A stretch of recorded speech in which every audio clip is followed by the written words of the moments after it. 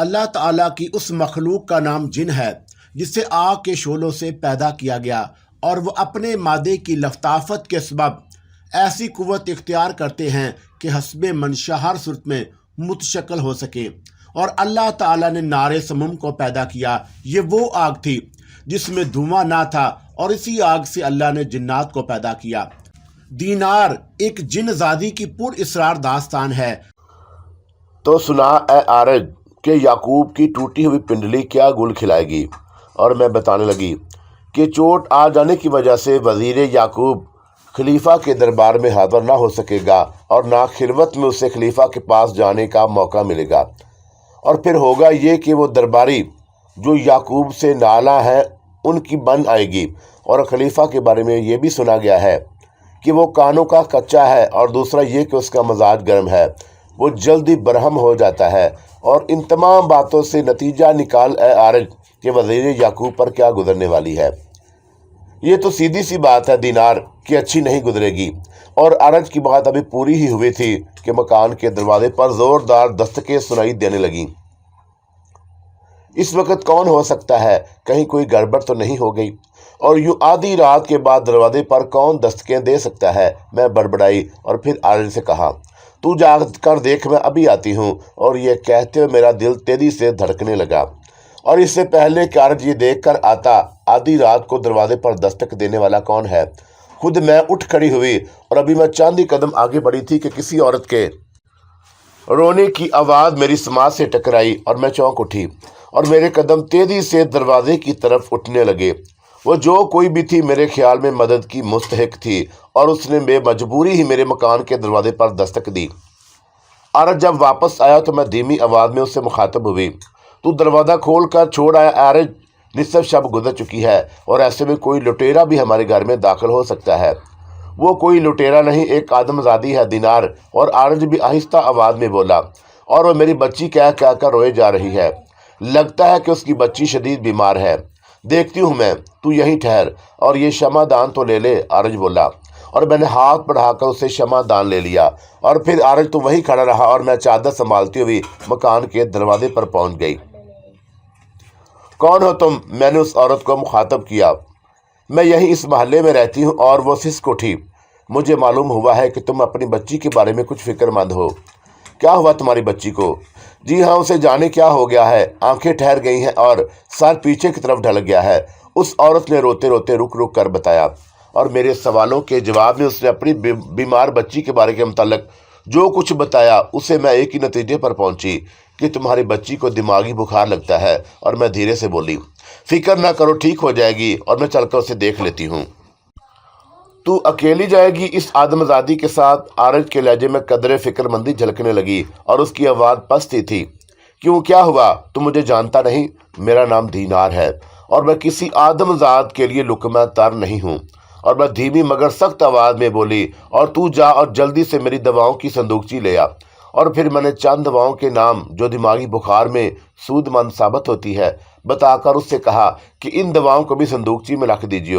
اور جلد ہی عارج لوٹ آیا، اور دواؤں کی صندوقچی اس کے ہاتھ میں تھی۔ دعاؤں کی صندوقچی اٹھائے کچھ ہی دیر بعد میں نے اپنے گھر سے باہر قدم رکھا۔ خدا حافظ، عقب سے عارج کی آواز سنائی دی، اور اسی لمحے مجھے بھی خوف سا لگا کہ کوئی جیسے میرے اندر کہہ رہا ہو، نہ جا اے دینار، لوٹ جا اپنے گھر کی طرف۔ اور اسی خوف کی وجہ سے جواباً عارج کو خدا حافظ نہ کہہ سکی، اور میں اپنے پیچھے دروازہ بند ہونے کی آواز سن لی۔ ذرا تیز چلیے، عورت مجھ سے مخاطب ہوئی، کہیں میری بچی کو کچھ ہو نہ جائے۔ اس آدم زادی کو تو اپنی بچی کی پڑی تھی، اور مجھے یہ خیال آ رہا تھا کہ میں بلا وجہ کیوں خوفزدہ ہوں۔ ہاں، یہ ضرور ہوا کہ اس کے بات کرنے سے میرا دھیان بٹ گیا، اور میں نے اس کے ساتھ چلتے ہوئے پوچھا، کتنی دور ہے تمہارا گھر؟ بس یہیں قریب ہی ہے، آپ کے سیبوں کا باغ جہاں ہے اسی کے پیچھے ہے میرا گھر۔ اور میں اس پر چونک اٹھی اور بولی، مگر تم تو اس طرف نہیں جا رہی، ممکن ہے رات کے وقت مجھے راستہ یاد نہ رہا ہو، آپ بتا دیں کدھر چلنا ہے۔ یہ تم کیسی فضول باتیں کر رہی ہو، تمہیں اپنا گھر ہی یاد نہیں؟ اور میری آواز میں قدرے سختی آ گئی، اور یہ بتاؤ کہ تمہیں میرے سیبوں کے باغ کا کس طرح پتہ چلا؟ سبھی کو خبر ہے کہ وہ باغ آپ کا ہے، اور مجھے آپ کے خادم سے یہ بات معلوم ہوئی تھی۔ اس عورت نے مجھے گویا مطمئن کر دیا۔ آپ کو شاید اندازہ نہیں کہ پورے بغداد میں آپ کس قدر مشہور ہیں۔ شہرت یافتہ لوگوں کے بارے میں سبھی جاننا چاہتے ہیں اور آپ میری طرف سے بدگمان نہ ہوں طبیبہ۔ چلو مان لیتے ہیں تمہاری بات، لیکن میرے باغ کے پیچھے تو کوئی عمارت نہیں۔ میں نے بحث کی۔ تو نہ ہوگی، میں کیا کروں؟ اچانک اس عورت کا لہجہ بدل گیا۔ کیا مطلب؟ مجھے غصہ آ گیا۔ کیا تم مجھے بیوقوف سمجھ رہی ہو؟ تو کیا تم خود کو عقل مند سمجھتی ہو اے دینار؟ اور دینار میں چکرا کر رہ گئی۔ میرے ذہن میں خطرے کی گھنٹیاں بجنے لگی۔ فوری طور پر مجھے یہی سوجی کہ فرار ہو جاؤں، اور اس کے لیے مجھے انسانی پی کر چھوڑنا پڑتا، اور خطرہ میرے سامنے آ چکا تھا اپنی پوری شدت کے ساتھ۔ کیا تم میری زبان سے اپنا نام سن کر ڈر گئی؟ وہ خطرناک عورت مجھ سے کہنے لگی، اور خوف کی شدید لہر میرے پورے وجود کو لرزا کر گزر چکی تھی، اور اب میری فطری قوت مدافعت جاگ اٹھی۔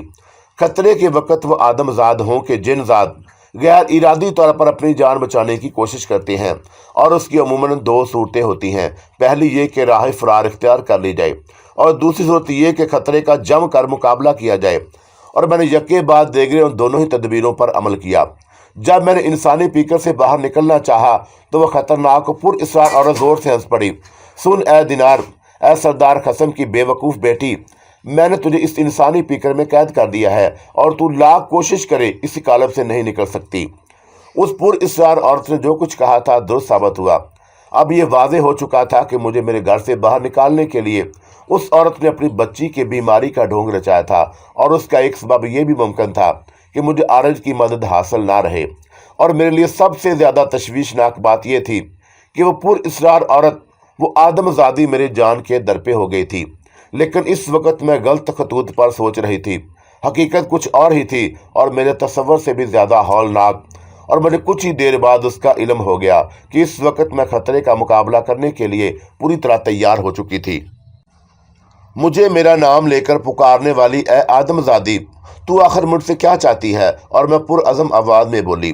اس سوال سے میرا مقصد یہ تھا کہ اس کے ارادے واضح ہو جائیں، اور عموماً جنات کو آدم زاد مال و متاع حاصل کرنے کے لیے زیر دام لاتے ہیں، اور اس کے علاوہ ہم جن زادوں کو اس کے لیے بھی غلام یا کنیز بنایا جاتا ہے کہ آدم زادوں کی بے نجا نمود و نمائش کا شوق بھی پورا ہو جائے، اور وہ دوسرے اپنے ہی جیسے آدم زادوں کو روب میں لے سکیں، اپنے متعلق یہ مشہور کر سکیں کہ ان کے قبضے میں کوئی جن زاد یا جن زادی ہے، اور یہ شوق عام طور پر آدم زادوں کو ہوتا ہے۔ اور میں اسی لیے حیران تھی کہ یہ آدم زادی کیوں اسی شوق فضول میں مبتلا ہو گئی۔ میرے سوال کا جواب دینے سے پہلے وہ آدم زادی دھیرے سے ہنسی۔ اس کی ہنسی بڑی چڑھا دینے والی تھی، اور میرا بس چلتا تو اس کے ٹکڑے کر دیتی۔ تو کہنے لگی، تو پوری کر دے گی میں جو چاہوں؟ کوشش کروں گی، میں نے محتاط الفاظ میں جواب دیا۔ ایک جن زادی کوشش کرے گی؟ اور اس کی آواز میں طنز تھا۔ کیا جنات اتنے بے بس ہوتے ہیں؟ ہاں، جب انہیں کسی انسانی قالب میں قید کر کے نکلنے نہ دیا جائے۔ اور میں جرأت سے بولی۔ میں اب اس کے ساتھ چلتی ہوئی اپنے باغ کے عقب میں آ چکی تھی۔ تو نے کہا تھا دینار کہ یہاں کوئی عمارت نہیں۔ چاندنی رات میں تجھے وہ وسیع و عریض عمارت نظر نہیں آ رہی؟ اور میں جواب میں کچھ نہ بولی، اور میں حیرت سے اس عمارت کو دیکھ رہی تھی جسے پہلے کبھی نہیں دیکھا تھا۔ یہ تو طے ہے آدم زادی کہ تو نے مجھے جن زادی کو دھوکہ دیا ہے، اور تیری کوئی بچی بیمار نہیں۔ اب یہ بتا کہ تو پھر مجھے یہاں کس غرض سے لائی؟ تیرا چار ڈالوں گی۔ اور ایک بار وہ پھر زہریلی ہنسی، اور میرے تن بدن میں آگ لگا گئی، جو اس پر اسرار عورت کی شاید عادت تھی۔ میں بڑی دیر تک اپنا غصہ ضبط کرتی رہی، اور اس نے جو اچار ڈالنے کو کہا تھا تو خود پر قابو نہ رکھ سکی۔ آخر میں جن زادی تھی، آگ سے میرے وجود کو تخلیق کیا گیا تھا، اور نتیجہ یہ تھا کہ میرے ہاتھ میں جو دواؤں کی بھاری صندوقچی تھی اسے میں نے فضا میں گمایا، اور اس شیطان صفت عورت کے سر پر دے مارا، اور پھر سخت سست کہنے لگی۔ حملہ غیر متوقع تھا، اس لیے سنبھلتے سنبھلتے وہ صندوقچی کی زد میں آ گئی، اور معلوم نہیں عین وقت پر کس طرح اسے میرے ارادے کا پتہ چل گیا تھا۔ صندوقچی کی اچڑتی ہوئی ضرب نے بھی اسے چیخنے پر مجبور کر دیا، اور اب تک مجھے اس کا چہرہ نظر نہیں آیا تھا۔ اس کی بدحوازی سے میں نے فائدہ اٹھایا اور سر سے چادر گھسیٹ لی۔ بڑی ہی قریب صورت تھی وہ، اور رنگ بھی گہرا سیاہ تھا، اور اپنے سر سے چادر گھسیٹے جانے پر اس کی چھوٹی چھوٹی آنکھوں سے جیسے چنگاریاں نکلنے لگی، اور وہ بولی، دینار، میرے ساتھ گستاخی سے پیش آ کے تو نے اپنے حق میں اچھا نہیں کیا، اور سارا ایسے لوگوں کو انتہائی سخت سزائیں دیتی ہے۔ کون سارا؟ اور کیا تیرا نام ہے سارا؟ ہاں، میں وہی سارا ہوں، اور تاریخ براعظم سے یہاں آئی ہوں۔ اس کا اشارہ افریقہ کی طرف تھا، اور حیرت انگیز طور پر چوٹ کھانے کے باوجود اس افریقی آدمزادی نے کسی فوری رد عمل کا اظہار نہیں کیا اور اس نے بس اتنا کیا کہ دعاؤں کی صندوقچی میرے ہاتھ سے لے کر چھین کر پھینک دی اور کہنے لگی، تو ابھی سارا کو نہیں جانتی اور جاننا بھی نہیں جاتی۔ میں نے بلا جھجک کہہ دیا، تو دینار تجھے جاننا ہی پڑے گا۔ کوئی زبردستی ہے؟ ہاں، کیونکہ تو اس وقت زیر دست ہے۔ اب میں اس کے ہمراہ ایک مکان کے دروازے تک پہنچ گئی اور اس مکان کے دروازے پر کھڑے ابھی مجھے چاند ہی لمحے ہوئے ہوں گے کہ دروازہ خود بخود کھل گیا۔ آ جاؤ اے سارا اور دینار، اندر سے ایک بھاری مردانہ آواز سنائی دی اور میں تم دونوں ہی کا منتظر تھا۔ وہ آواز میرے لیے قطعی اجنبی تھی۔ معلوم نہیں وہ کون تھا اور مجھے کیسے جانتا تھا، اور میں نے کھلے ہوئے دروازے میں ہلکی سی روشنی دیکھی۔ اس روشنی کا مخرج بھی میری آنکھوں سے پوشیدہ تھا۔ چل دینار، سارا نے مجھے بازو پکڑ کر کہا اور میں جھٹکے سے بازو چھڑانا چاہا مگر ناکام رہی۔ تو نے دھوکے سے بس ایک بار ہلکی سی ضرب لگا دی، لیکن میں تیری طرف سے چوکنا ہو گئی ہوں اور سیدھی طرح اندر چل، ورنہ تو کیا کر لے گی؟ میں نے اس کی بات کاٹ دی۔ میری بات پوری ہوئی تھی کہ سارا نے میرے انسانی قالب کو کسی ہلکے پھلکے کھلونے کی طرح اٹھا کر اس مکان کے کھلے ہوئے دروازے سے اندر پھینک دیا اور غیر ارادی طور پر میرے منہ سے ہلکی سی چیخ نکل گئی۔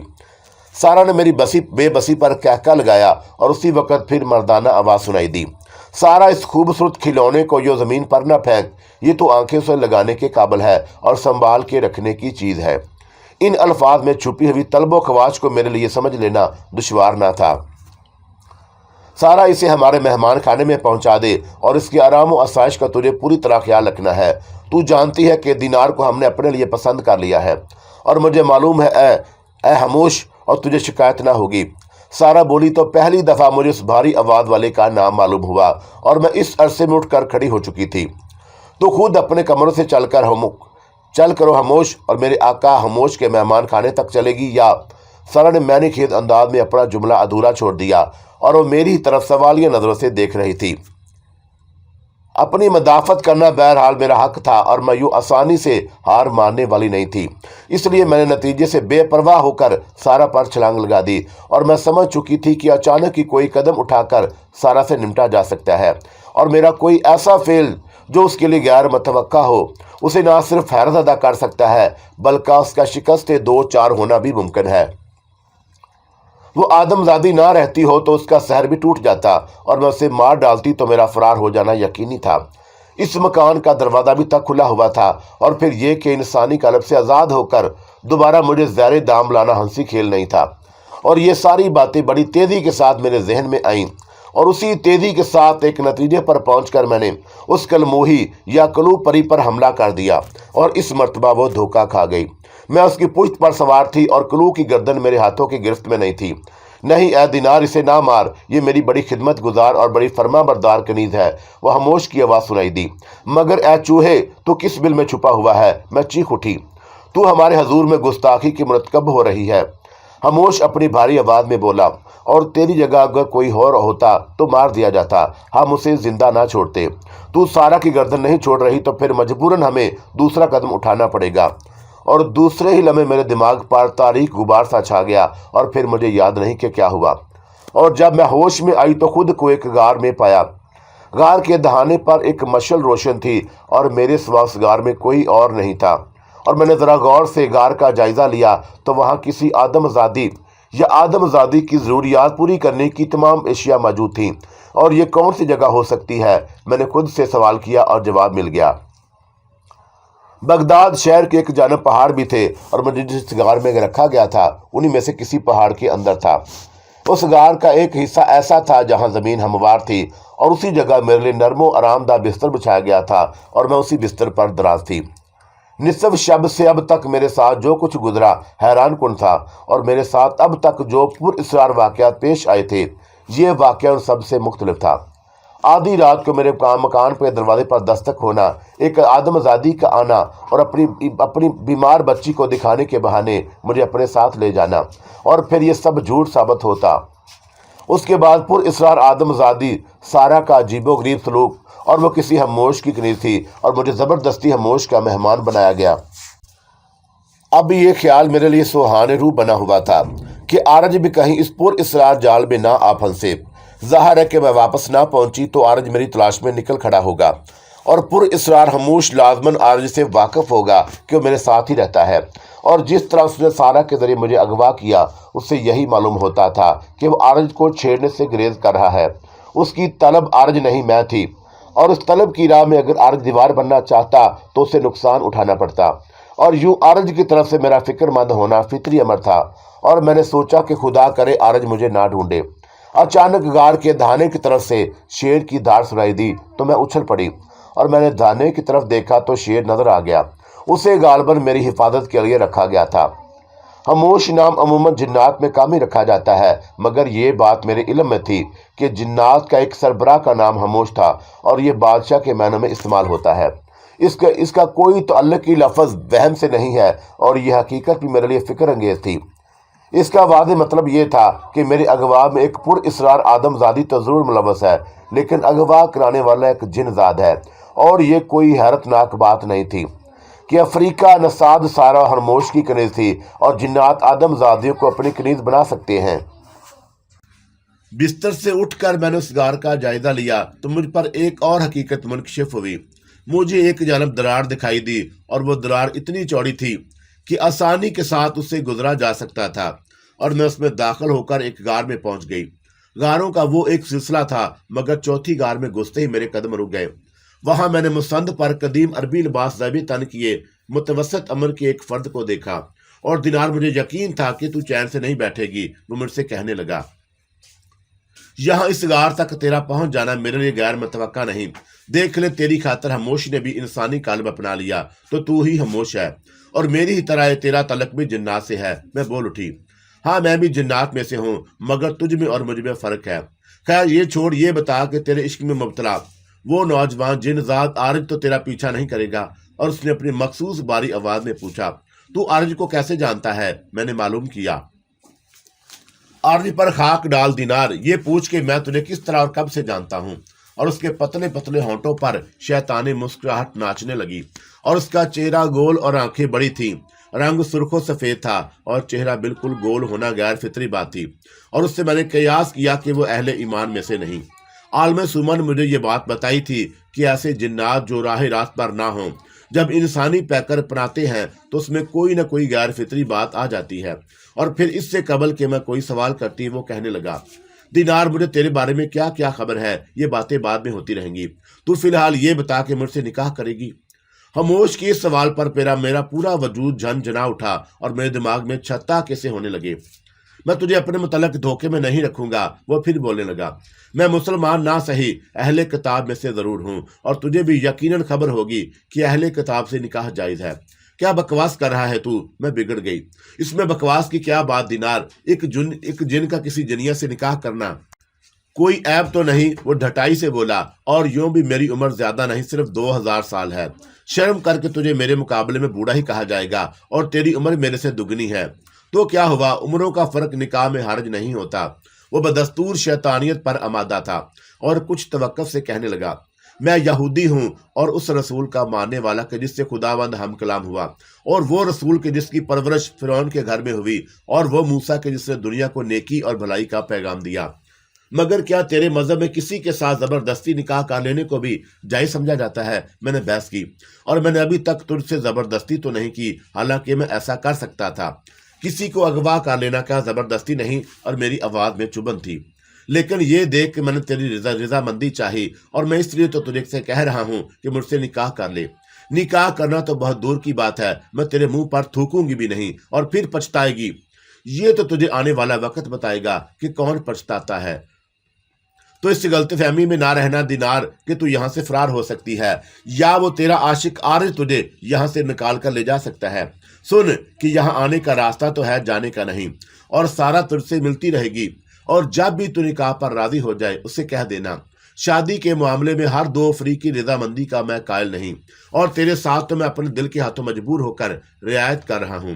چاندنی رات میں جب پہلی بار میں نے صحرا کے وسعتوں میں تیرے وجود کی خوشبو کو محسوس کیا تھا، اور تیرے خوشبو سے میں مہک اٹھا تھا۔ اور اب تجھے کیا بتاؤں اے دینار کہ یہ باتیں اس وقت اچھی معلوم ہوں گی جب تو میری بیوی بن جائے گی۔ اور ان الفاظ کے ساتھ ہی مسند خالی ہو گئی۔ خاموش انسانی قلب تر کر کے غائب ہو چکا تھا، اور میں وہاں حیران و پریشان کھڑی رہ گئی۔ پھر غاروں کے اس سلسلے میں بہت دیر تک بھٹک کر میں اسی پہلے غار میں واپس آ گئی جہاں ہوش آیا تھا، اور میں بستر پر بیٹھ کر خبیث و خاموش کی باتوں پر غور کرتے کرتے چونک اٹھی۔ اس نے کہا تھا کہ پہلی بار مجھے چاندنی رات میں محسوس کیا تھا، صحرا اور چاندنی رات، اور میں سوچنے لگی۔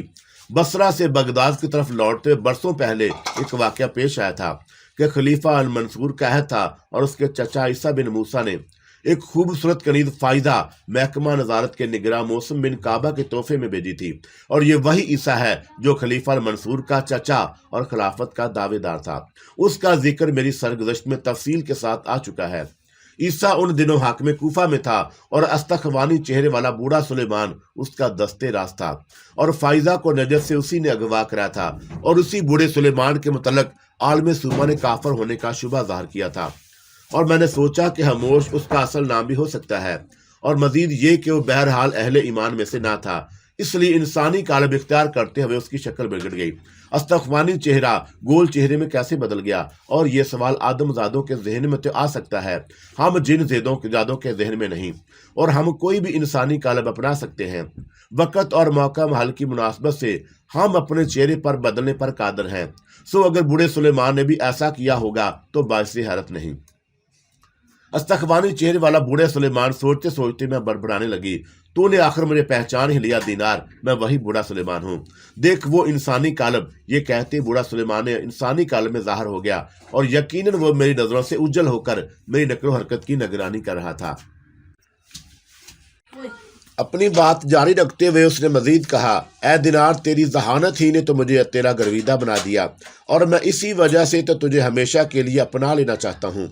میری اور بیویاں بھی ہیں، مگر یقین کر کہ اگر تو میری بیوی بن گئی تو سکہ تیرا ہی چلے گا، اور تو ہی میری سب سے لاڈلی بیوی ہوگی۔ دینار، میں نے برسوں یہ کوشش کی کہ تجھے بلا دوں، مگر ناکام رہا، اور تیرے وجود کی خوشبو ہی ایسی تھی جو دیوانہ بنا دے، اور میں تجھے بھول جانے کی ہی خاطر بغداد سے قاہرہ چلا گیا۔ فرعون کے وطن مصر میں بھی میرا جی نہ لگا اور دوبارہ عراق لوٹ آیا۔ کیا تجھے اب بھی میرے عشق کی صداقت کا یقین نہیں آیا؟ اور بولنا خاموش کیوں بیٹھی ہے دینار؟ تو میرے ایک ایسا خواب ہے جس کی تعبیر میں ضرور حاصل کروں گا۔ اے خبیث و لعنتی بوڑھے، تیرے یہ ناپاک خواہش کبھی پوری نہ ہوگی، اور میں کوئی آدم زادی نہیں، جن زادی ہوں، میں فائدہ نہیں، دینار ہوں، اور جانتا ہوں میں کہ تو بڑی قیمتی ہے، اس لیے تو تیری آرزو کی ہے۔ اور وہ بے حیائی سے ہنس دیا، اور اس نے خبیث اور لعنتی کہے جانے کا قطعی برا نہیں مانا تھا، ورنہ وہ غصے میں آیا تھا۔ تو بڑا ہی بے غیرت ہے اے خاموش، میں نے اسے مزید برا بھلا کہا۔ تجھ جیسی جن زادی کو اپنی بیوی بنانے کی خاطر اگر گالیاں بھی کھانی پڑی تو مجھے یہ سودا منظور ہے۔ اور میرا پارا چڑھنے لگا۔ غالباً اس نے بھی یہ بات محسوس کر لی اور میرے پاس سے چلا گیا۔ کسی آدم زاد کے لیے تو کسی جن زاد یا جنیا کا نام معلوم کرنا مشکل ہو سکتا ہے، مگر ہم جنات کے ساتھ ایسا نہیں۔ سو اگر خاموش نے میرا نام جان لیا تو اس پر مجھے حیرت نہ تھی، اور میرے لیے تو حیرت کا مقام یہ تھا کہ عرصہ دراز گزر جانے کے باوجود استخوانی چہرے والا بوڑھا سلیمان یا خاموش مجھے بھولا نہیں تھا۔ اس نے مجھ سے اپنے عشق کی جو کہانی بیان کی، مجھے اس پر اعتماد نہ تھا، اور میرے حصول کی خاطر کوئی بھی کہانی سنا سکتا تھا۔ اس کے بارے میں ایک بات تو طے تھی کہ وہ عام جنات میں سے کہیں زیادہ پر اسرار قوتوں کا مالک تھا۔ دراصل جنات میں بھی سب ایک سے نہیں ہوتے، ان کی مختلف قسمیں ہوتی ہیں، اور اکثر روایات میں ہم جنات کی 10 قسمیں بیان کی گئی ہیں: مردہ، عفرت، عوان، توالے، کرنا، امار وغیرہ۔ اور بعض جنات فضا میں اور بعض صرف پانی میں رہتے ہیں، اور انہیں بھی جنات کی قسموں ہی میں شمار کیا جاتا ہے۔ ان کے علاوہ 2 قسمیں شیاطین و ابلیس کی ہیں، اور اولاد ابلیس نہ صرف آدم زادوں کو نقصان پہنچاتی ہے بلکہ اہل ایمان جن زادوں کے لیے بھی خطرہ ہے۔ اور جنات کی قسمیں پر اسرار قوتوں کے اعتبار سے یکساں نہیں۔ مثلاً ایک عفرت کسی کرو پر آسانی سے حاوی آ سکتا ہے، اور یہ ذکر میں نے اس لیے چھیڑا کہ لعنتی خاموش مجھے کوئی عفرت ہی لگتا تھا، ورنہ میری قوتوں کو اس قدر آسانی کے ساتھ سلب نہ کر لینا۔ اور جب میں اس نتیجے پر پہنچی تو ایک طرف سے شدید غصہ آیا، اور دوسری جانب اپنی بے بسی پر ملال ہوا۔ ذہنی تھکن سی محسوس ہوئی تو میں بستر پر لیٹ گئی اور آنکھ بند کر لی۔ سو جا اے دینار، سو جا، اس طرح تیرے اعصاب کو سکون ملے گا۔ اور یہ نسوانی آواز سارا کی تھی۔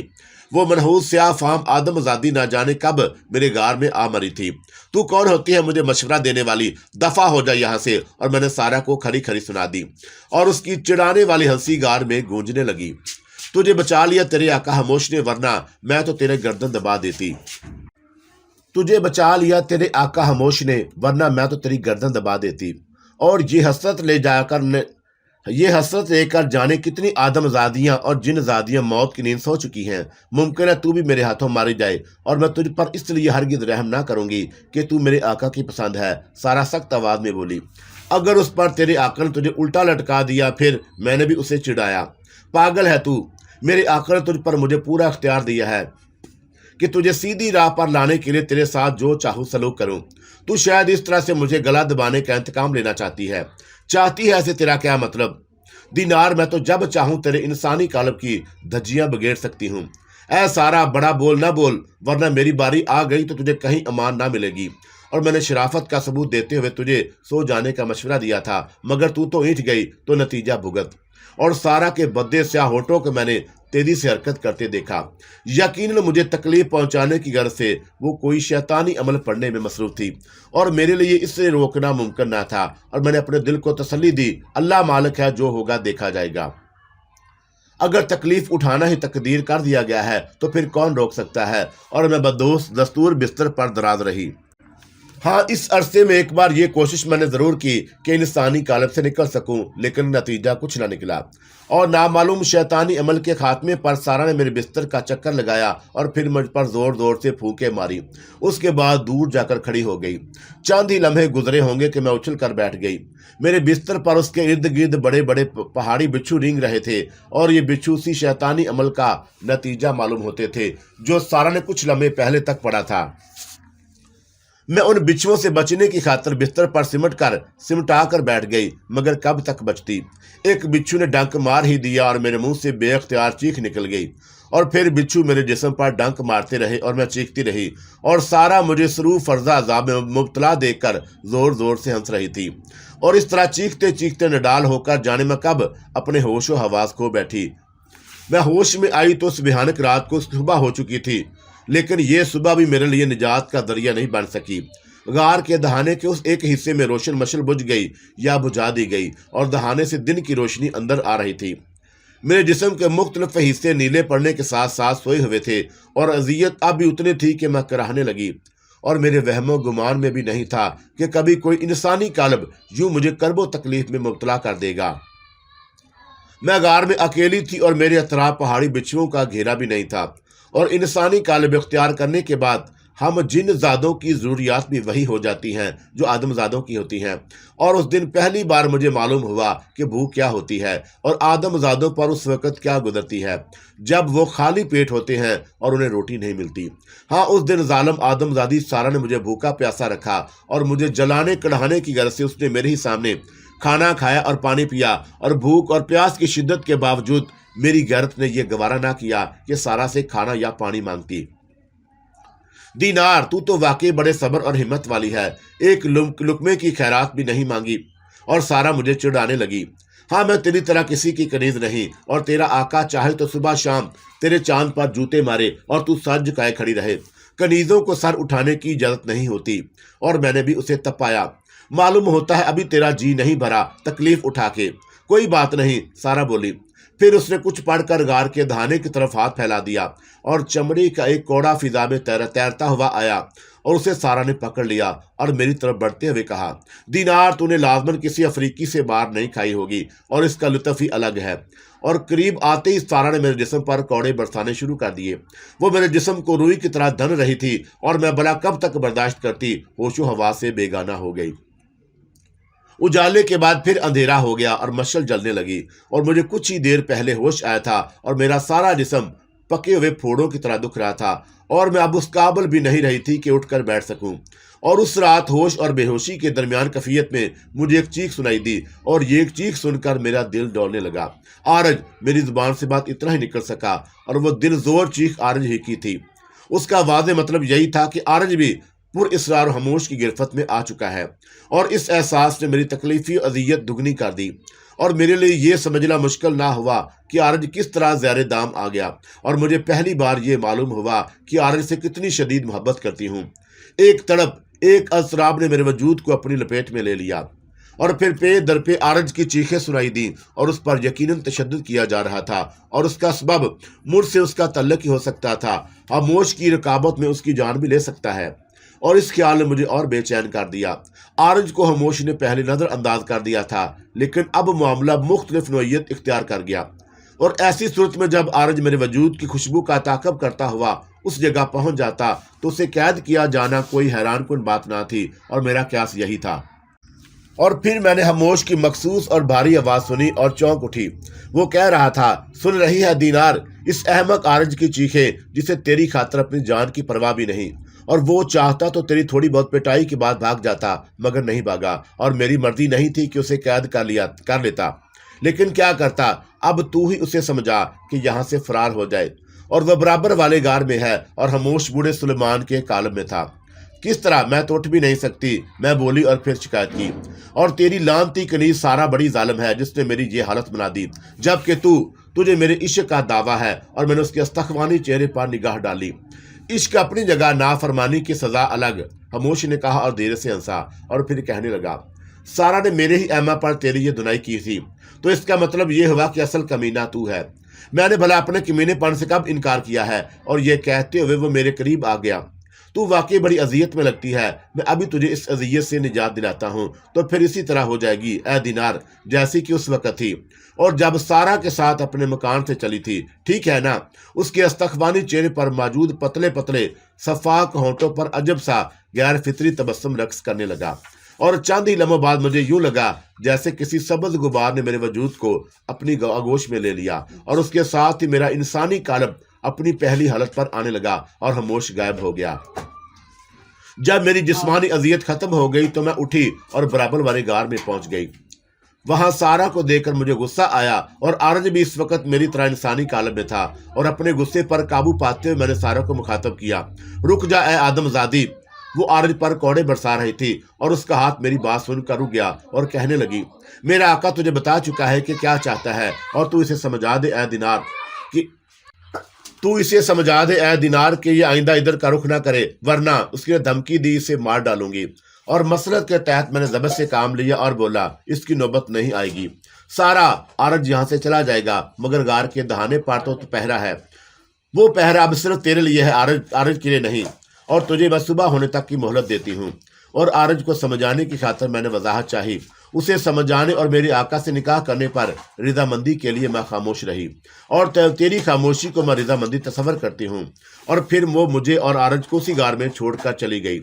آرج اور میں طویل عرصے تک ایک دوسرے کے ساتھ رہ چکے تھے، اور جب ہمارے درمیان رشتہ محبت استوار ہوا تو طبیب حامہ بن حمیم کی موجودگی ہمیں اکثر گراں گزرتی، اور اس کے موجود ہوتے ہم جو کہنا چاہتے ایک دوسرے سے کہہ نہ پاتے، اور پھر یہ کہ کوئی اور ہماری باتیں نہ سمجھ سکے۔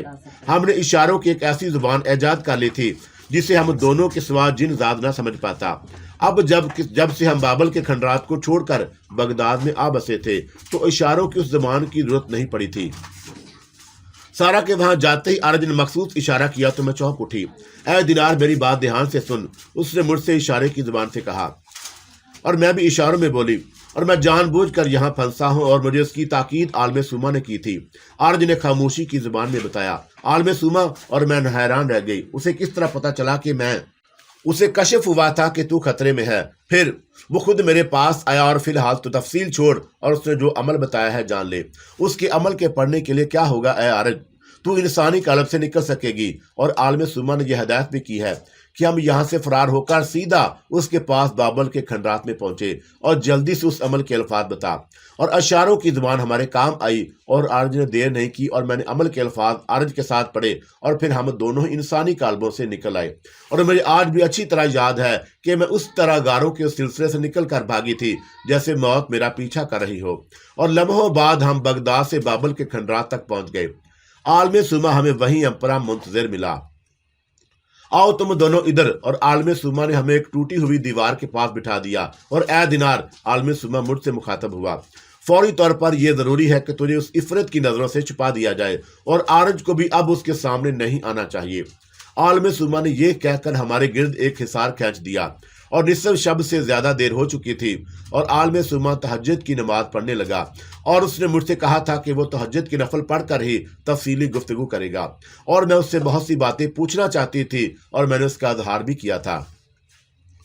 سوما تو تہجد پڑھنے لگا، عارج تو بتا کہ جب میں واپس نہیں آئی تو نے کیا کیا؟ اور میں عارج سے مخاطب ہوئی، جب تو نہ لوٹی تو میں نے بغداد کا ایک ایک گوشہ چھان مارا مگر ناکامی ہوئی، اور دوسرے روز بعد نماز مغرب عالم سوما میرے پاس آیا اور جیسا کہ میں تجھے بتا چکی ہوں اسے کشف ہوا کہا تھے تو خطرے میں ہے، اور آج تفصیل سے میری بات کا جواب دیا، اور سوما نے ہی مجھے بتایا کہ تو کہاں ہے، اور اس نے اپنے علم کے ذریعے تیرا پتہ چلا لیا، اور اس کی تاکید پر کہ میں غاروں کے سلسلے میں داخل ہونے کی کوشش کرنے لگا، اور سوما سے اس سے قبل مجھے عمل کے الفاظ بتا چکا تھا، اور غاروں کے باہر موجود پہرے دار جنات نے کئی بار مجھے مار بگایا مگر میں نہ مانا، اور آخر کار تجھے قید کر لیا گیا اور میں نے عارج کی بات پوری کر دی۔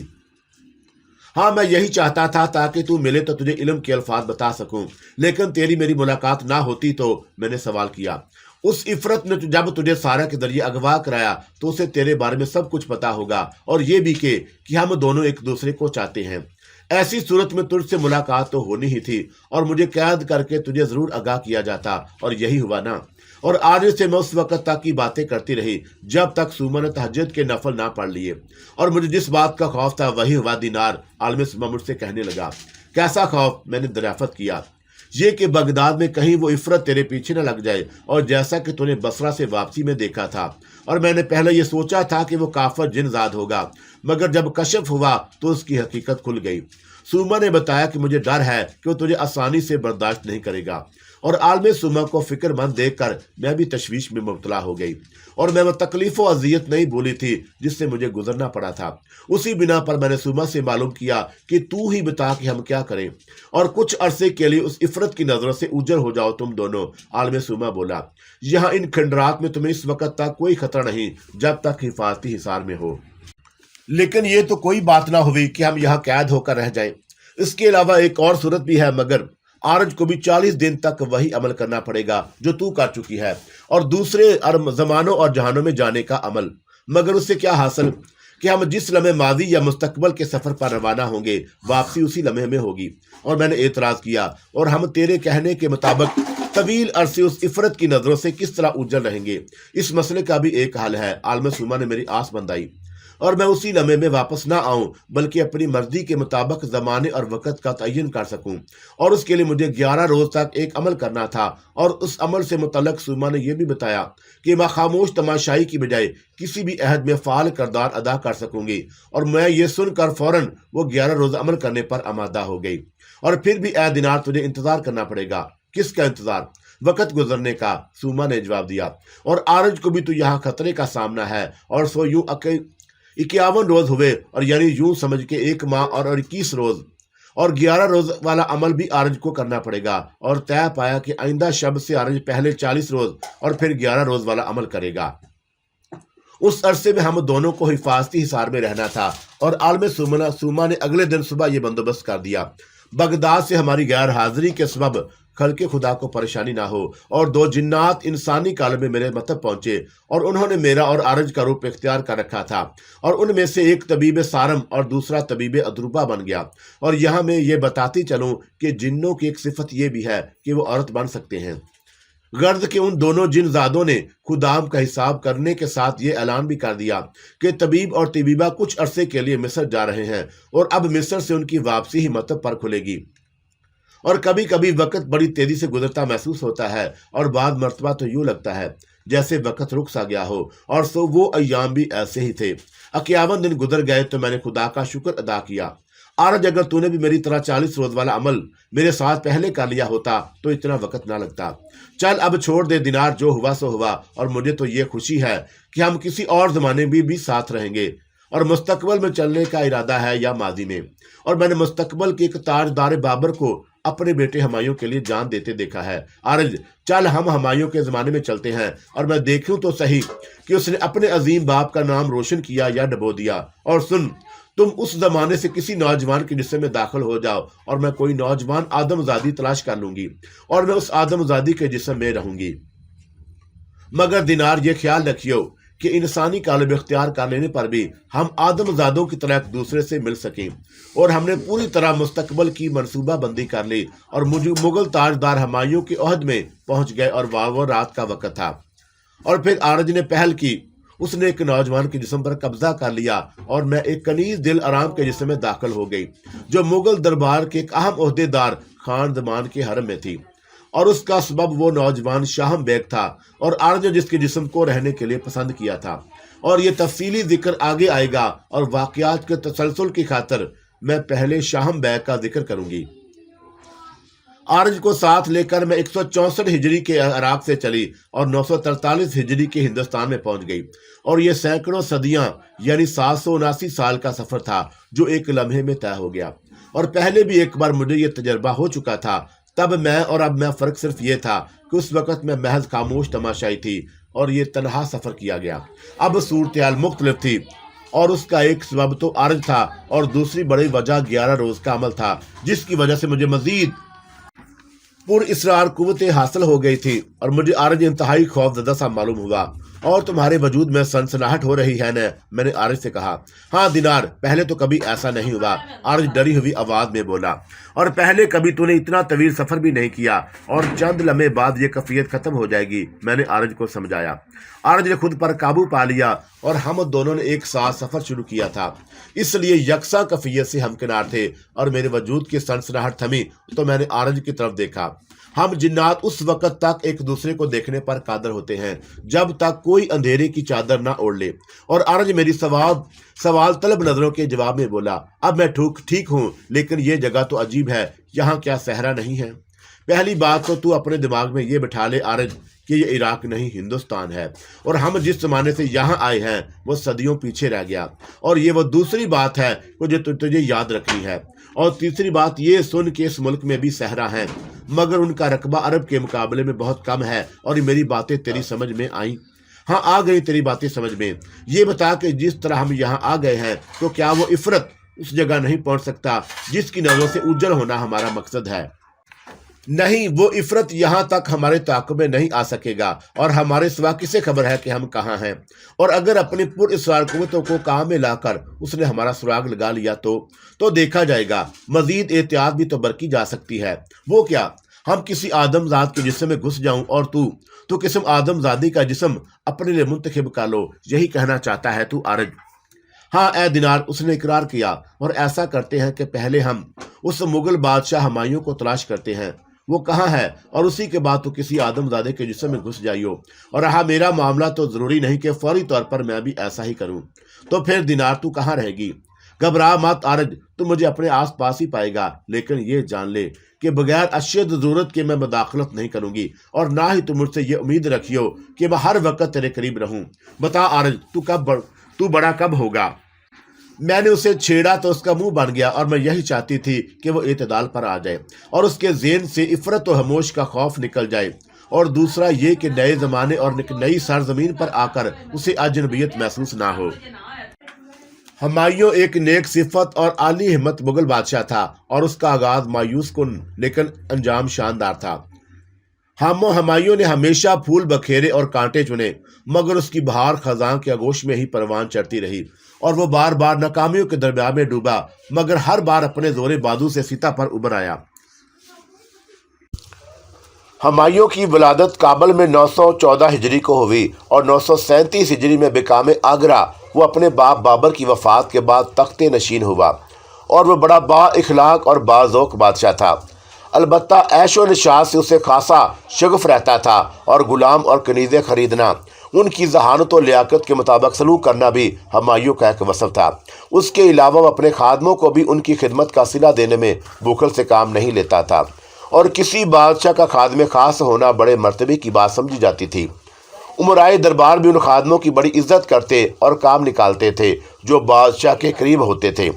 آرج نے جس نوجوان آدم ذات کو شاہم بیگ کے جسم پر تصرف حاصل کیا، دراصل وہ ہمایوں کا خاص خادم خاص ہی بنا، مگر خاص جد و جہد کے بعد یہ ذکر آگے آئے گا، اور میں آرج کو یہ تاکید کر دی تھی کہ وہ خود کو حالات کے رحم و کرم پر چھوڑ دے، اور بصیت شاہم بیگ تخت نشینی کے بعد ہمایوں نے اپنے بھائیوں کے ساتھ بڑا عادلانہ سلوک کیا، اور پورے ملک ہندوستان کو اس نے تمام بھائیوں میں تقسیم کر دیا۔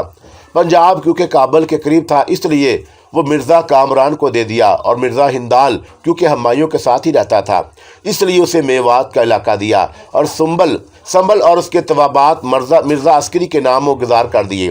اور ہمایوں نے تو بھائیوں کے ساتھ یہ سلوک کیا، مگر انہوں نے خان زادہ تیموری کے دامن پر داغ لگا دیا، اور مغلوں کا جد امجد تیمور لنگ ہی تھا، اور اسی سبب یہ خان زادہ تیموری کہلاتا۔ ابتدائی حکومت ہی سے ان بھائیوں نے اپنے بڑے بھائی ہمایوں کی مخالفت شروع کر دی اور شیر شاہ کے ساتھ ربط ضبط بڑھانے لگے، جو بعد میں شیر شاہ سوری کے نام سے جانا پہچانا گیا۔ اور شیر شاہ نے بابر کے زمانے ہی سے بنگال میں بغاوت کر دی تھی، حالانکہ خود وہ بہار کے ایک علاقے بہرام کا رہنے والا تھا، اور مرزا کامران کو بابر کے زمانے ہی سے سر ہندو کدار اور ان توابقات کی حکومت مل گئی تھی، اور ہمایوں نے ان میں پشاور اور لغمان کا میں بھی اضافہ کر دیا۔ سلطان حسین کا مرزا پوتا محمد زمان مرزا اور ہمایوں کا چچا زاد تھا، اور بعض چغتائی امیروں کی مدد سے اس نے بھی شورش برپا کر دی، مگر اسے جلدی گرفتار کر لیا گیا، اور محمد زمان مرزا کلام پاک پر قسم کھانے کے باوجود اپنے شر پسندیوں سے باز نہیں آیا، اور اس لیے اسے اور سلطان حسین مرزا کے نواسے محمد سلطان کو بھی قید میں ڈلوا دیا گیا، اور محمد سلطان بھی محمد زمان مرزا کے ساتھ ہمایوں کے خلاف سازش میں شریک تھا، اور ہمایوں نے ان دونوں کو اندھا کر دینے کا حکم دے دیا۔ میں نے اس بات کا کھوج بھی لگایا کہ آخر آنکھوں میں سلائیاں بھر کر مغل بادشاہ اپنے عزیزوں کو اندھا کیوں کرا دیتے تھے۔ اور یہ قانون بڑی اہمیت کا حامل تھا کہ کوئی بھی معذور شخص خواہ اس کا تعلق شاہی خاندان ہی سے کیوں نہ ہو حکمران نہیں بن سکتا، اور اسی وجہ سے آنکھوں میں سلائیاں پھروانے کی سزا مغلوں میں عام ہوئی، اور یوں گویا مغل حکمران اپنے عزیزوں کے قاتل نہیں کہلاتے تھے، اور یہ الگ بات کہ کسی سے اس کی بصارت چھین لینا بھی درندگی ہے۔ ذکر تھا ہمایوں کے باغیوں کا، اور یہ باغی ہمایوں کے خاندان ہی سے تھے۔ ان لوگوں کے خیر و وفادار ہر جگہ ہوتے تھے، اور جو ایسے موقعوں کی تلاش میں رہتے کہ شاہی خاندان کے کسی فرد سے مراسم پیدا کر سکے تاکہ وقت پڑنے پر وہ فرد ان کے کام آ سکے۔ محمد سلطان اور محمد زمان مرزا کے بہی خواہ پس دیوار زندہ میں بھی موجود تھے۔ قلعہ بیانہ میں نواز خان کے شاہی خاندان کے افراد کو سزائیں دینے پر مقرر تھا، اور نواز خان کو جب پتہ چلا کہ اسے کن دو افراد کی آنکھوں میں سلائیاں پھیرنی ہیں تو وہ دوولا ہو گیا۔ ایک طرف تو حکمران وقت مغل تاجدار ہمایوں کا حکم تھا، اور دوسری جانب یہ لالچ کہ ہر دو افراد میں سے اگر کوئی ہمایوں کی جگہ تخت نشین ہو گیا تو عیش ہو جائیں گی، اور آئندہ اس کے گھرانوں کی کئی نسلیں فکر معاش سے آزاد ہو جائیں گی۔ زندگی بچانے یا معذوری سے بچا لینے والوں کو شاہی خاندان والے اتنا ہی نوازتے تھے، سو نواز خان کو بھی یہی امید بند گئی، اور اس نے محمد سلطان اور محمد زمان مرزا کی آنکھوں میں اس طرح سلائیاں پھیری کہ پردہ بصارت محفوظ رہا۔ بہرحال یہ دونوں بیانہ کے قلعے میں مبہوس رہے، اور بعد میں ان دونوں نے قلعے والوں کو ہموار کر لیا اور ساز باز کر کے قلعے سے نکل آئے۔ محمد زمان مرزا تو احمد آباد اور گجرات کی طرف چلا گیا، اور محمد سلطان نے کنوج کی راہ لی، اور کنوج میں اس نے ایک لشکر جمع کیا اور ہمایوں کے خلاف بغاوت کر دی۔ ان باغیوں نے مل کر شرقی حدود میں کچھ علاقوں پر احمد آباد پر قبضہ کر لیا، اور ان اطلاعات کی بنا پر ہمایوں کے لیے گجرات کی طرف فوج کشتی ناگزیر ہو گئی۔ ہمایوں دونوں باغیوں کو نیچا دکھانے میں کامیاب رہا، اور جب وہ احمد آباد سے اپنے دارالحکومت آگرہ کی طرف لوٹ رہا تھا تو اسے تخت نشین ہوئے 6 سال گزر چکے تھے، اور یہی وہ زمانہ تھا کہ میں آرج کے ہمراہ عراق سے ہندوستان پہنچی، اور اس وقت ہمایوں کا لشکر احمد آباد سے آگرہ کی جانب کوچ کر رہا تھا کہ آرج نے ایک نوجوان آدم زاد کو دیکھ کر مجھ سے کہا، دینار، میں تو اس نوجوان کے جسم میں پناہ لے لیتا ہوں، کیا خبر عفرت ہم ہوش سے اس طرح نجات مل جائے۔ اور آرج اس قدر گھبرایا ہوا تھا کہ میں نے اسے ایسا کرنے سے نہیں روکا، اور آرج کو میں نے اس نوجوان آدم زاد کے جسم میں داخل ہوتے دیکھا۔ کچھ ہی دیر کے بعد آرج اس انسانی کالم میں مجھے مضطرب نظر آیا، اور سپاہیوں نے اسے لشکر کی طرف اطراف منڈلاتے ہوئے پایا تو پکڑ لیا، اور آرج نے جلد بازی کی تھی مگر خطرے کی کوئی بات نہیں تھی۔ ظاہر ہے کہ ایسی صورت میں اس نوجوان کو آدم زاد کے جسم سے نکل آتا۔ اس نوجوان آدم زاد کے بارے میں گمان کیا گیا کہ وہ ہمایوں کے بھائی مرزا عسکری کا کوئی مخبر ہے، اور صبح دم مغل فوج اس منزل سے پھر آگرے کی طرف کوچ کرنے والی تھی، اور ہمایوں جلد از جلد آگرے پہنچ جانا چاہتا تھا۔ اسے مرزا عسکری کی منافقت کا علم ہو چکا تھا اور میں اپنی پر اصرار قوتوں کو بروئے کار لا کر بہت سی باتیں معلوم کر چکی تھی۔ اس وقت حالات کچھ ایسے ہی تھے کہ ہر شخص کو شک شبہ کی نظر سے دیکھا جا رہا تھا، اور ایسے حالات میں وہ بھی ایک پہر رات گزر جانے کے بعد اس نوجوان آدم ذات کا لشکر گاہ کے قریب پایا جانا شکوک و شبہات کا سبب ہوا، اور کسی کو کیا خبر تھی کہ وہ غلطی اس نوجوان آدم ذات کی نہیں بلکہ گھبرائے ہوئے ایک جن زاد آرج کی حماقت کا نتیجہ تھی۔ اگر ان مغل سپاہیوں کو پتہ چل جاتا کہ جس نوجوان کو انہوں نے مخبر کے شبے میں پکڑا ہے اس کے اندر ایک جن چھپا ہوا ہے تو غش کھا جاتے۔ جو دستے رات کے وقت لشکر گاہ کی نگرانی پر مامور تھے، انہی میں سے ایک دستے کے سپاہیوں نے نوجوان کو پکڑا، اور اب وہ باندھ کر اس نوجوان کو بہادر خان کے خیمے کی طرف لے جا رہے تھے، اور میری ہدایت کے مطابق آرج نے بحیثیت شاہم بیگ خود کو حالات کے رحم و کرم پر چھوڑ دیا، ورنہ کسی ایسے آدم ذات کو باندھ لینا آسان نہیں اور جس کے جسم پر ایک جن زاد نے قبضہ کر لیا ہو۔ آرج نے کسی طرح مزاحمت نہیں کی اور میں اس پر نگاہ رکھے ہوئے تھی۔ بہادر خان کا تمام حفاظتی دستوں کا سربراہ تھا، اور اس کا حکم تھا کہ کوئی بھی مشتبہ فرد پکڑا جائے تو اسے فی الفور اور براہ راست اس کے سامنے پیش کیا جائے۔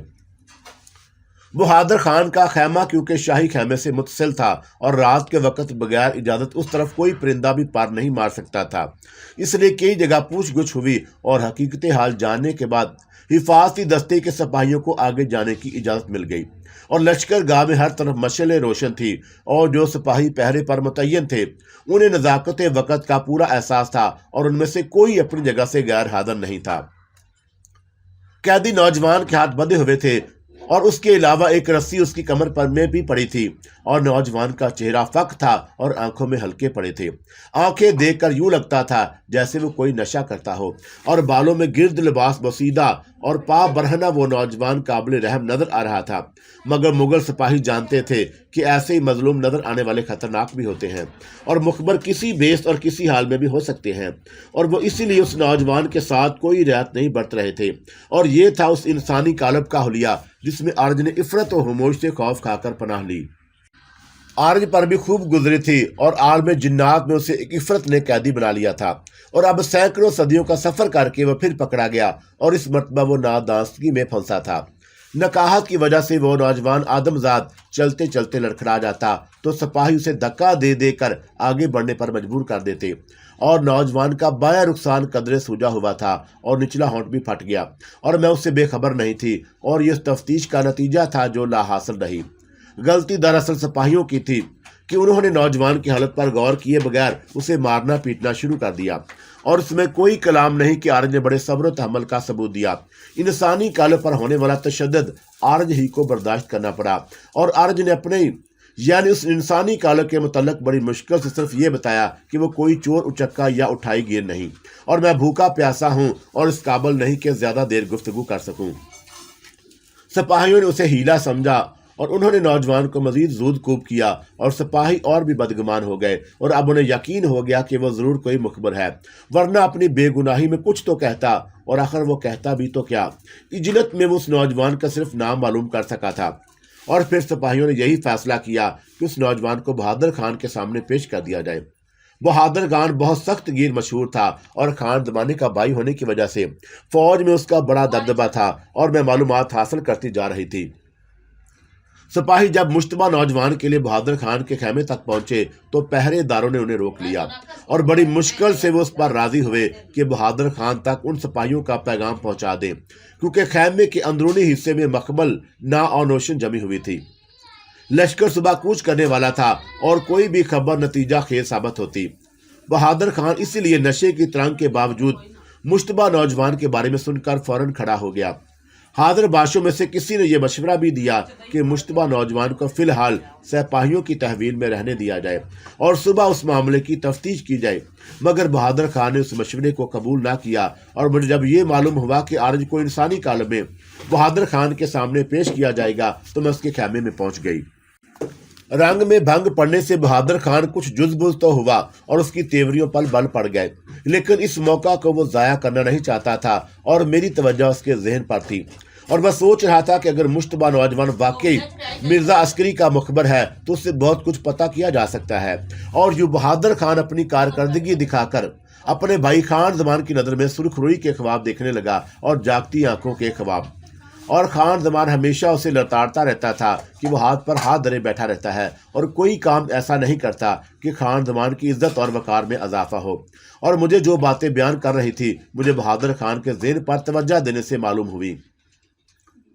खान जमान की ख्वाहिश थी कि वो खुद जिस तरह तरक्की करता हुआ आला मनसब तक पहुंच गया था, उसका भाई बहादुर खान भी उसी तरह शाही तकर्रब हासिल कर ले। मगर बहादुर खान को ऐशो निशात से ही फुर्सत ना थी। मुगल अफवाज की सिपा सलारी खान जमान के लिए काबिल फ़ख्र थी, लेकिन वो ये भी जानता था कि पांसा पलटते देर नहीं लगती। और यही वो बात कई मौका पर बहादुर खान से भी कह चुका था। वो कहता कि अगर ऐसे में सगा भाई भी किसी बड़े मनसब पर हो तो पिला भारी रहता है। और बहादुर खान ने अपने दानिश में कई बार ये कोशिश की कि कुछ कर गुजरे, लेकिन उसकी किस्मत ही साथ नहीं देती थी। और मुश्तबा नौजवान के मुतल्लिक जाने कि उसे यह महसूस हुआ कि शायद इस बार तकदीर उस पर मेहरबान हो गई है। और वह इसलिए खैमे के बैरूनी हिस्से में पहुंच गया और पहरेदारों को हुक्म दिया कि सिपाहियों को हाजिर किया जाए। सिपाही उस बेहाल नौजवान आदमजाद को लेकर खैमे में दाखिल हो गए। उन्होंने नौजवान को धक्का देकर आगे बढ़ा दिया और खुद मुअद्दब पीछे खड़े हो गए। और बहादुर खान ने नौजवान को बगौर देखा और फिर सिपाहियों से बोला, तुम लोग जा सकते हो, उसे यहीं छोड़ जाओ। और बहादुर खान के हुक्म पर सिपाही उल्टे कदमों खैमे से बाहर निकल गए। अब खैमे के बैरूनी हिस्से में बहादुर खान और उस नौजवान के सिवा कोई नहीं था। खैमे के अंदरूनी हिस्से में भी खामोशी छा गई और गालबन हाजिर बाशियों ने मामले की नोयत का अंदाजा कर लिया। और खैमे के दर पर जो मसला पहरेदार मुतय्यन थे वो भी एक जगह खड़े हो गए और उनके कदमों की चाप सुनाई देने लगी। बहादुर खान आरज के करीब पहुंच गया और फिर भी आरज की हालत में कोई तगय्युर ना हुआ। आरज ने जो इंसानी कालब अपनाया था इंतहाई खराब व खस्ता हालत में था और यूं मालूम हो रहा था कि जैसे वह अब से ज्यादा देर अपने पैरों पर खड़ा न रह सकेगा। और बहादुर खान नौजवान आदमजाद की कफियत भांप गया और ये जानने के लिए कि उसने सही क्यास किया है और ये कि नौजवान मकर नहीं कर रहा, वो आगे बढ़ा। और दूसरे ही लम्हे नौजवान के सर के बाल बहादुर खान की मुट्ठी में आ गए और नौजवान का चेहरा ऊपर उठ गया। गिरफ्त सख्त थी और नौजवान की बड़ी बड़ी आंखों में आंसू आ गए। उसके होंठ लर्जे, मगर वह कुछ न कह सका। बहादुर खान समझ गया कि उसका अंदाजा गलत नहीं। उसने सर के बाल छोड़ दिए और नौजवान का सर फिर झुक गया। बहादुर खान ने पहरेदारों को आवाज़ दी और वो पहरेदार फौरन ही खैमे का पर्दा उठाकर अंदर दाखिल हो गए। इसे बराबर वाले खैमे में ले जाकर मुलाजमीन के सुपुर्द कर दो। और बहादुर खान पहरेदारों से मुखातब हुआ, ये भूखा प्यासा है और इसे सिर्फ इतना ही खाने दिया जाए कि ये बोलने के काबिल हो सके, वरना ये सो जाएगा। और जब ये अपने हवास में आ जाए तो इसे दोबारा हमारे हजूर पेश किया जाए। ये कहकर बहादुर खान खैमे के अंदरूनी हिस्से की तरफ बढ़ गया और दोनों पहरेदारों ने नौजवान को संभाल लिया जो अब गिरने के करीब था। बहादुर खान खैमे के अंदरूनी हिस्से में पहुंचा तो हाजिर बादशाह ने उसे घेर लिया और मैं उसके साथ साथ थी। हजूर फिक्रमंद नजर आते हैं, उनमें से एक बोला। हाँ, बहादुर खान ने गाँव तकिए से टेक लगाते हुए कहा और उस नौजवान खिदमतगार को करीब आने का इशारा किया जो साकी बना हुआ था। और खिदमत नौजवान उसका इशारा समझ गया। उसने खैमे के पर्दे से लगी हुई एक खूबसूरत चौकी से सुराही उठाई और बहादुर खान के सामने रखा हुआ खाली सागर भर दिया। बहादुर खान उस नौजवान खिदमतगार की तरफ नजर भी ना उठाई और वो नौजवान खिदमतगार फिर मुअद्दब अपनी जगह जा खड़ा हुआ। बहादुर खान ने सागर उठाया और हल्का सा गोंट लेकर उसे कालीन पर रख दिया। हाजिर बाशों की तादाद ज्यादा नहीं थी और वो सिर्फ 3 अफराद थे। उनके सागर भी खाली हो चुके थे, मगर वो मौका शनास और बहादुर खान के मिजाज आशना थे। उन्होंने बहादुर खान को खामोश देकर खुद भी सकूत इख्तियार कर लिया। बहादुर खान के शिकन आलूद पेशानी से जाहिर था कि वो किसी मसले पर गौर कर रहा है और ऐसे में वो किसी की मुदाखलत पसंद नहीं करता। वो तीनों इसीलिए बारी बारी इजाजत लेकर रुखसत हो गए। नौजवान खिदमतगार अब भी उस तरह अपनी जगह खड़ा था जैसे पत्थर का बुत हो। और काफी देर बाद बहादुर खान उसकी तरफ निगाह उठाई और मखसूस अंदाज में हाथ बुलंद किया। उसके तमाम खिदमतगार और मुलाजमीन इशारों पर चलते थे और नौजवान खिदमतगार ने सुराही उठाकर एक नकीश तश्त में रखी और फिर सागर उठाए और उन्हें भी सलीके के साथ तश्त में रख दिया और फिर वह तश्त उठाए हुए खैमे से निकल गया। मैं अब तक इसलिए बहादुर खान के खैमे में ही थी कि आरज के इंसानी कालब को आखिरकार वहीं आना था और इसके लिए मुझे ज्यादा देर इंतजार ना करना पड़ा। नौजवान साकी खेमे से निकला ही था कि एक पहरेदार अंदर आ गया और उसने आकर बताया कि मुश्तबा नौजवान अपने हवास में आ चुका है, हुक्म हो तो उसे हाजिर किया जाए। और बहादुर खान एकदम पहलू बदल कर बैठ गया और बोला, हाँ उसे ले आओ। और पहरेदार वापस हो गया और जब वो पलटा तो उसके साथ मुश्तबा नौजवान भी था। और मैं ये देखने में मुतमन्नी थी कि इंसानी कालम में आरज को करार आ जाए।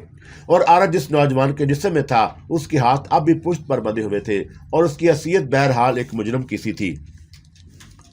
बहादुर खान ने पहरेदार को जाने का इशारा किया और पहरेदार चला गया तो बहादुर खान उस नौजवान का बगौर जायजा लिया और नौजवान के चेहरे पर अब भी वहशत बरस रही थी। उस नौजवान की उम्र 20 वर्ष से ज्यादा मालूम नहीं हुई और उसके सुर्खो फेद रंग और चेहरे के नकूश से जाहिर था कि वो कश्मीरी है। और यही वो लम्हा था जब मुझे खतरा महसूस हुआ। बहादुर खान का हाथ अपनी कमर से बंधी हुई तलवार के दस्ते पर था और मैंने सोचा कि सलवार करने की सूरत में आरज इस इंसानी कालब के मुतालिक कुछ ना बता पाएगा और इसी बिना पर बहादुर खान का गुस्से में आ जाना यकीनी अमर था। और फिर यह भी मुमकिन था कि अचानक वो उस नौजवान की गर्दन उड़ा देता और उस इंसानी कालब में होने की वजह से आरज को मारा जाता और मैं देखती रह जाती। और इसी खतरे के पेश नज़र मैंने आरज को मुखातब किया, ए आरज, इस कालब से बाहर आ जा।